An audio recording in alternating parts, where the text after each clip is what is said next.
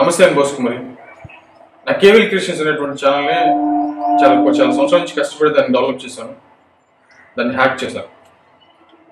నాకు తెలిసి ఇది రాజకీయ కుట్రతోనే జరిగిందా అనేటువంటి అనుమానాలు కూడా అంటే చాలా మంది వ్యక్తం చేస్తారు, విషయం తెలిసినటువంటి వాళ్ళు వ్యక్తం చేస్తారు. ఎవడో కావాలని పని కట్టుకొని పక్కా ప్లాన్తో చేశారనేటువంటి విషయం మాత్రం క్లియర్గా అర్థమవుతుంది. ఇప్పుడు ఈ విషయాన్ని ఎందుకు చెప్తున్నానంటే ఒక రకంగా చెప్పాలంటే ఒక 6-7 సంవత్సరాల నుంచి కష్టపడి దాన్ని చాలా నాకున్నటువంటి పరిధిలో నాకు ఎలాంటి సౌకర్యాలు ఉండేవి కావు. ఇప్పుడన్నా కొన్ని ఏర్పడ్డాయి, కానీ ఇంతకుముందు కొన్ని కాదు, చాలా వరకు సౌకర్యాలు ఏర్పడినట్టే. కొన్ని కావాల్సిన యూట్యూబ్కి కావాల్సినటువంటి చిన్న చిన్న వస్తువులన్నీ కొనుక్కున్నట్టే. ఇంతకుముందు ఎలాంటి వసతులు లేవు. నాకు చాలా కష్టపడి డెవలప్ చేసుకున్నటువంటి ఛానల్ అనమాట. ఆ ఛానల్ డెవలప్ చేసుకొని నైట్లు కానీ పగళ్ళు కానీ రెయిన్ బగులు పనిచేసేటువంటి సందర్భాలు ఉన్నాయి. ఇది కూడా నాకు ఆపరేషన్ కూడా జరిగింది.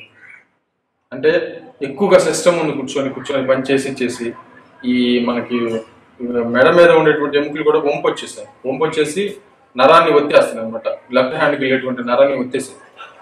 కాబట్టి దాన్ని సరి చేశారు మొన్న ఇటీవల 3 months బ్యాక్. అంత కష్టపడ్డాను నేను ఆ ఛానల్ కోసం. ఎందుకంటే నాకు ఈ మాత్రం ఉన్నానంటే ఆ ఛానలే కాదు, దాన్ని ఎవడో హ్యాక్ చేశాడు. ఇది రాజకీయ కుట్రలతోనే అయి ఉంటుంది అనేటువంటి విధంగా చాలా మంది ప్రస్తావిస్తున్నారు, నాకు చెబుతున్నారు. బట్ నాకు ఒక ఐడియా అయితే ఉంది, ఏ పార్టీ వాళ్ళు చేయించారు. ఒకవేళ నిజంగా ఇదంతా అనుకున్నటువంటి అంచనా కానీ ఇంకొన్ని రోజులు అంచనా అయితే నిజమవుతుంది, అది తెలుస్తుంది. ఖచ్చితంగా ఏ పార్టీ వాళ్ళు చేయించారు అంటే నేను దీని మీద ఒక ఎంక్వైరీ చేసి కనుక్కున్నప్పుడు నాకు ఏం చెప్తున్నారు అంటే ఖచ్చితంగా దీనికి ఒక వింగ్ ఉంటుందంట వాళ్ళకి.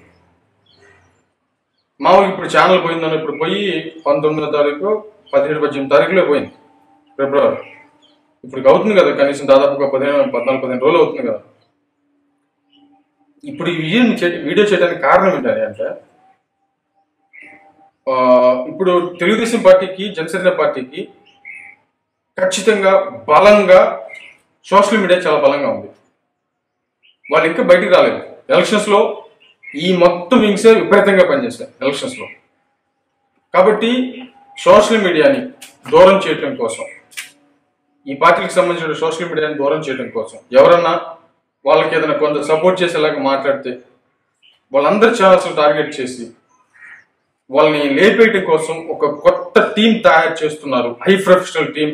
అంటే హ్యాక్ చేసినటువంటి విషయం కూడా చాలా హై ప్రొఫెషనల్గా, మళ్ళీ ఛానల్ వెనక్కి రాకుండా హై ప్రొఫెషనల్ హ్యాకర్స్ని పెట్టి, అంటే ఎవరైతే మెయిన్గా ఉంటారో వాళ్ళందరినీ వెనక నుంచి ఖచ్చితంగా టార్గెట్ చేసుకుంటూ ముందుకు వచ్చి కరెక్ట్గా మళ్ళీ ఎలక్షన్స్ వచ్చేటటువంటి సమయానికి మెయిన్ పర్సన్స్ ఎవరు ఉంటారో వాళ్ళందరినీ కూడా దెబ్బ కొట్టడానికి కుట్ర జరుగుతుంది అనేటువంటి విధంగా కొంతమంది ప్రస్తావించారు నాతోటి. బట్ దాంట్లో ఒక రకంగా చెప్పాలంటే దాంట్లో పెద్ద అబద్ధం నాకేం కనిపించలేదు, సత్యదూరం ఏం కనిపించలేదు నాకు.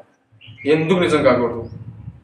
నేను అసలు ఒక రకంగా చెప్పాలంటే ఒకరిని భయంకరంగా నేను ఎవరిని తెచ్చినాను, ఎవరిని మీకు తెలుసు నా వీడియో చూసినటువంటి వాళ్ళకి నాకు అనిపించింది నేను చెప్తాను. దాంట్లో నాకు అనిపించినటువంటి భాషలో నేను చెప్తాను.